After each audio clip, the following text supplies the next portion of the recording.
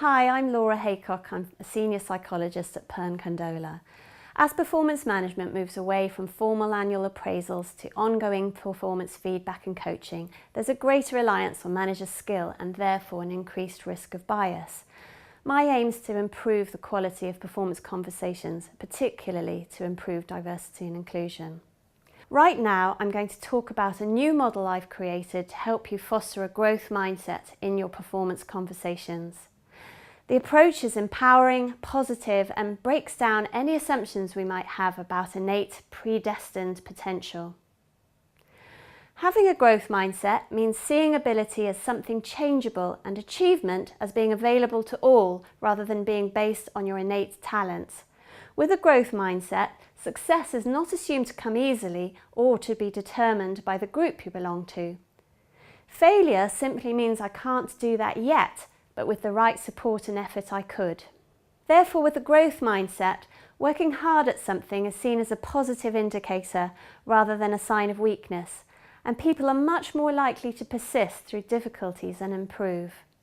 There's overwhelming evidence of how much environment and training can override innate genetic advantage, and often talents we assume come from a genetic source are in reality a reflection of a great deal of early opportunity and training. The more we shift people's focus towards the power of training, the better for everyone, but particularly those who might feel held back by stereotypes they hold about themselves.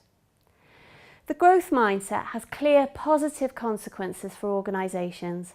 By taking away the threat people feel when they experience challenge and failure, they're more likely to push themselves, invite honest feedback and persist, and less likely to compete or blame others for failures.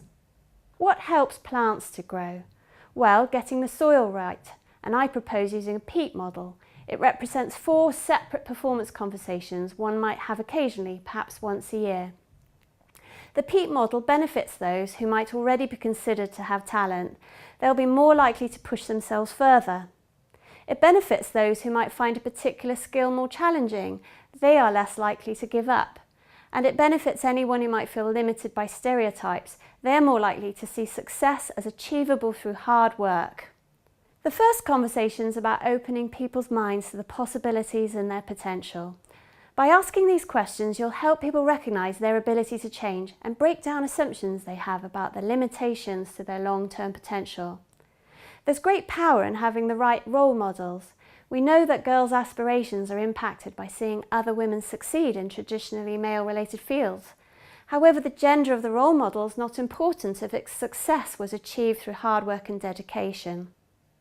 The second conversation targets elements of the strengths-based approach. By tapping into what interests you and makes you feel good, the more likely you are to sustain effort over time. It's about working out what's important to you and will sustain you through the hard work that comes with performance improvement. Are you motivated by mastery or by being an all-rounder? Is it status that matters to you or personal fulfillment? Do you value being a thought leader or a motivational team builder? Whilst we might not see talent as innate, we can nevertheless recognise and learn a great deal from what's gone well before. It's about establishing the current baseline, the root, and learning from this to build confidence and move forward.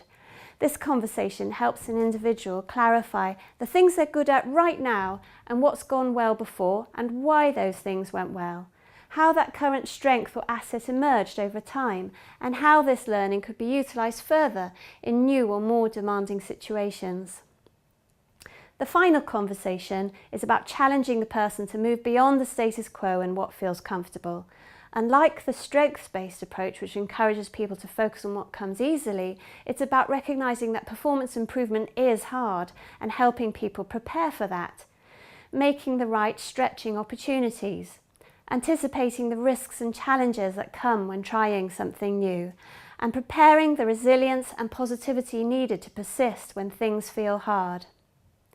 To find out more about the Peat Model, visit our website at condola.com.